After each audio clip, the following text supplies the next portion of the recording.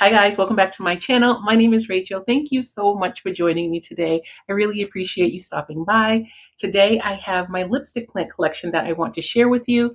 I have 3 lipstick plants and then one plant that is not a lipstick plant, but it is a mimic plant, and so I'm going to put that in with this group. I hope you enjoy this video.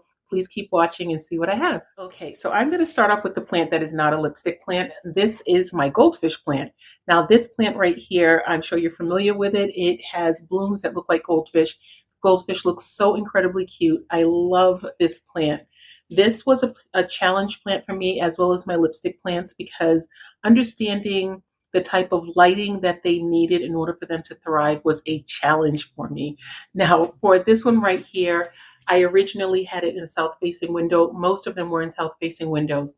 And then I realized that my south-facing window in the wintertime and my south-facing window in the spring and summer are very, very different because the sun is so strong coming through those windows that in the summertime, in the wintertime, it's okay.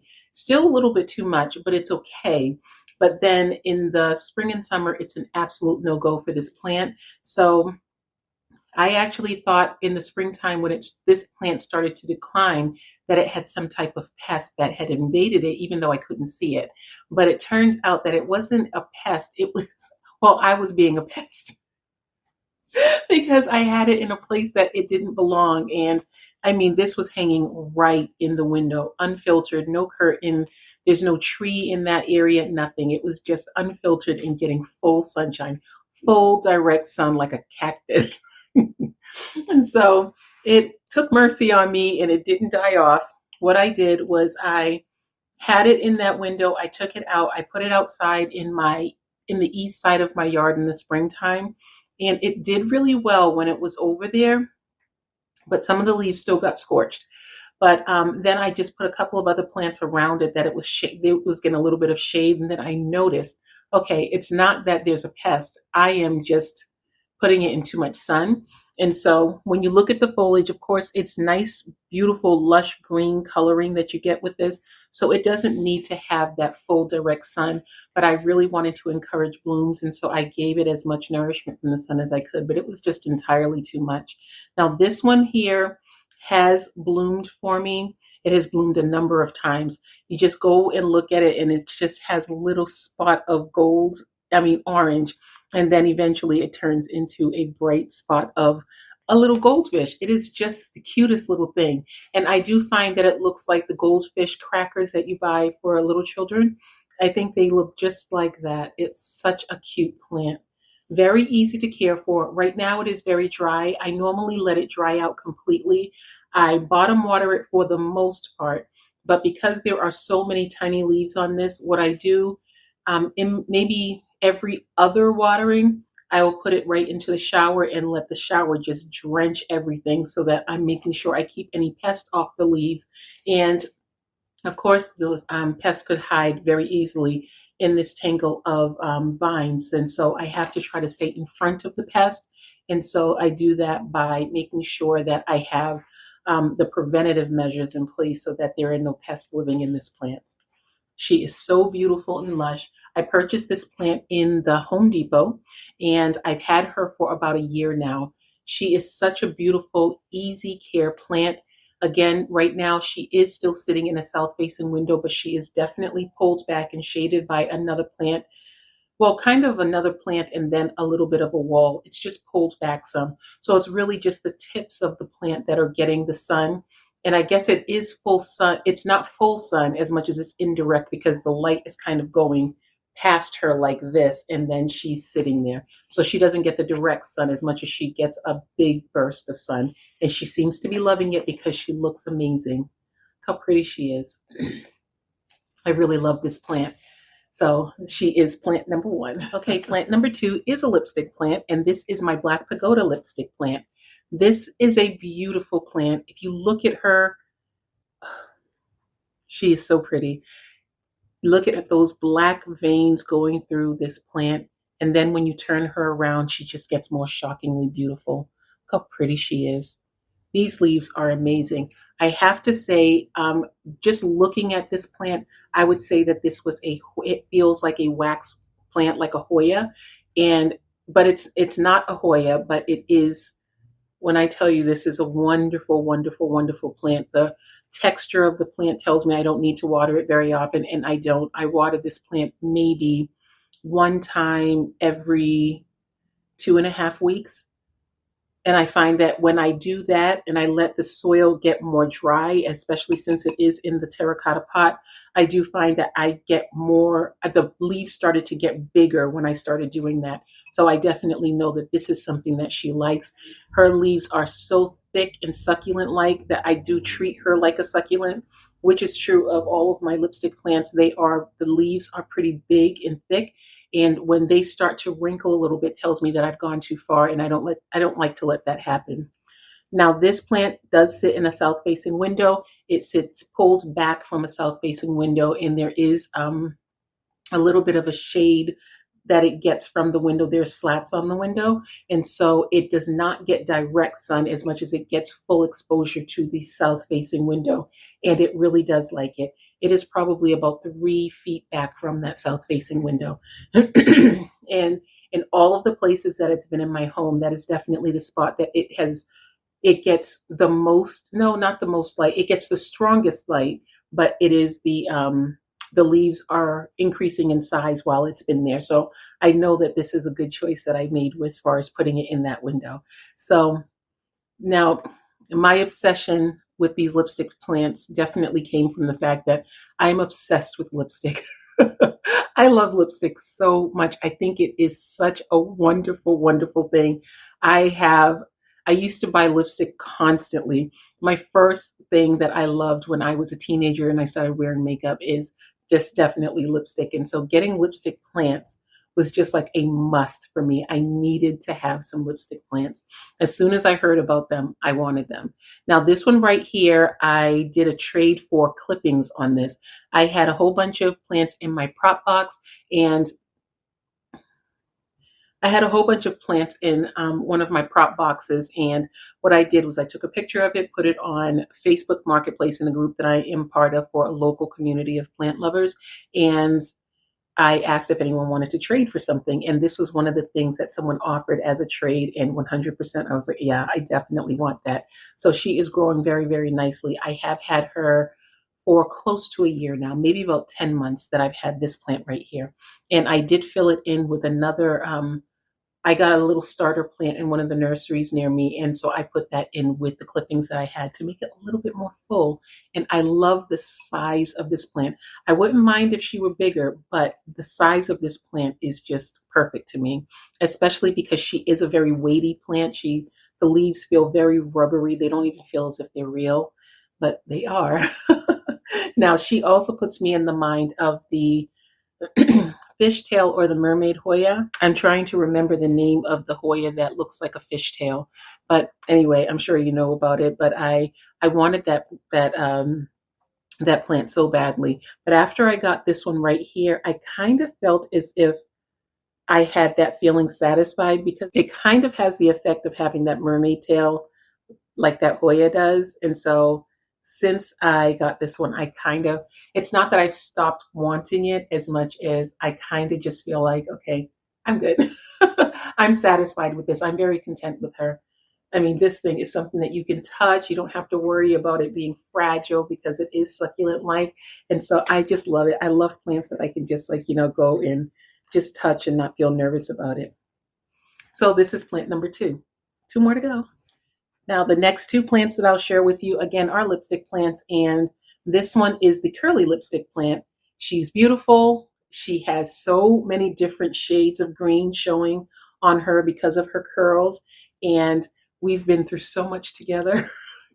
Yes, indeed, we have been through so much together. When I got her about a year ago, I had her in a south-facing window.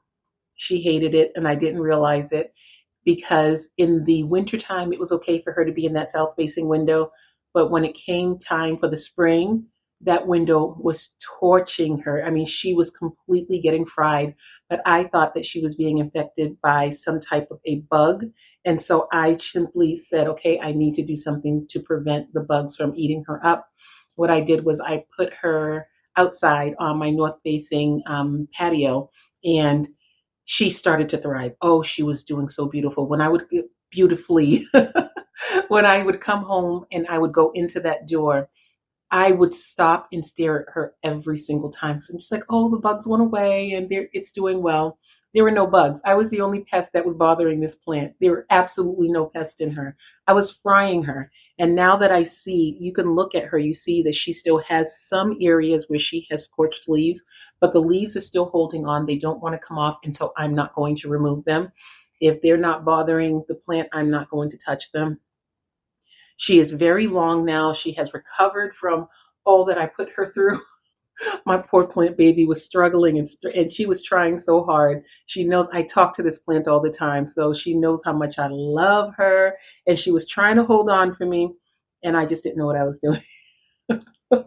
It's so sad. That learning curve was pretty tough.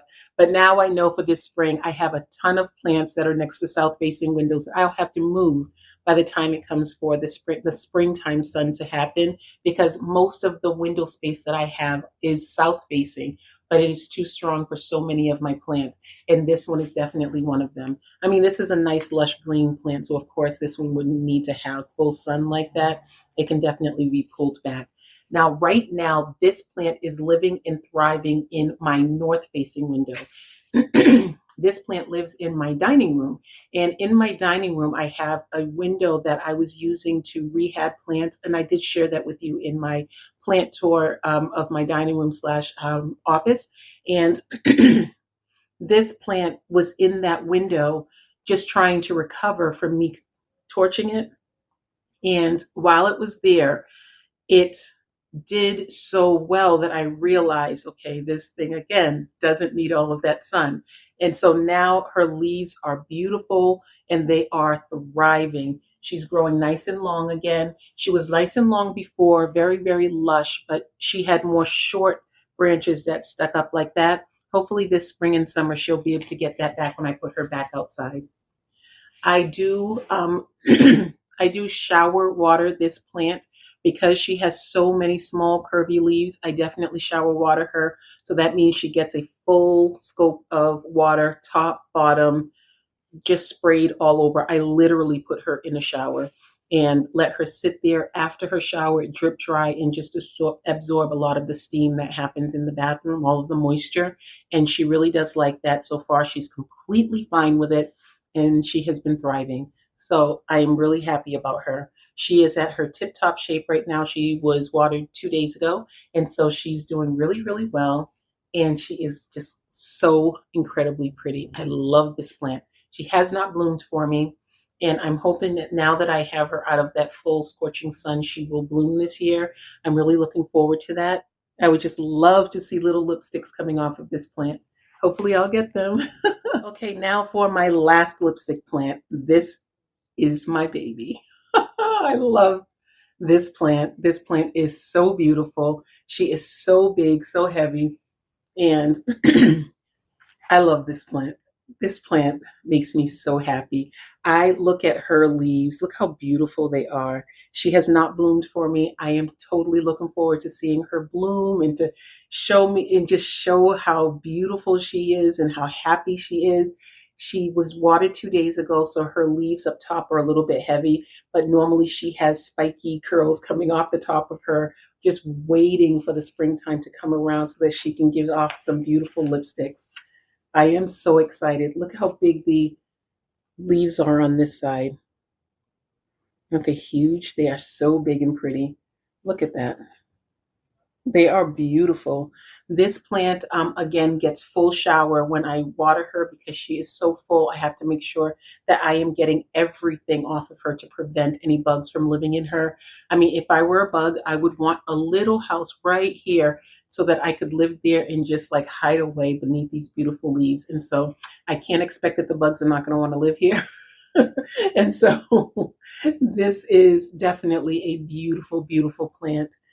She lives in a west facing window, and in that window, she sits right on a white curtain so that she gets shielded from the heat of the sun. I had her in a south facing window, again, direct sun, and she got scorched. She totally got scorched. You can see little spots on her leaves there, and Where else? Right over here.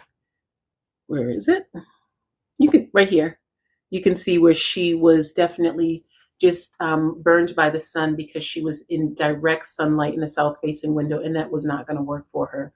I'm so happy that I caught it early because I would hate for her to, and this happened within a day. She ended up with this damage within one day. So this was not something that happened over a period of time. I thought that because she was so long, she needed to be sitting in a window that would just prevent her from having any kind of problems with, not receiving light at the bottom because I really want them to bloom. I want lipsticks. And so that's what I was hoping for.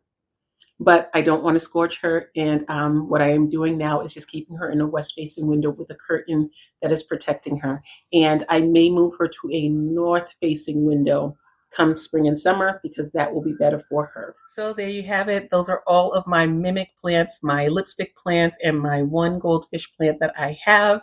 I love them to pieces. I hope you share any lipstick plants that you have down below. I don't know how many varieties there are. If you know, I would really be interested in you sharing that information with me because I am, again, head over heels in love with lipstick. I have so many different lipsticks because I'm just obsessed. So lipstick plants are, it's only natural for me to collect lipstick plants as well. Talk to you again very shortly. Bye, guys.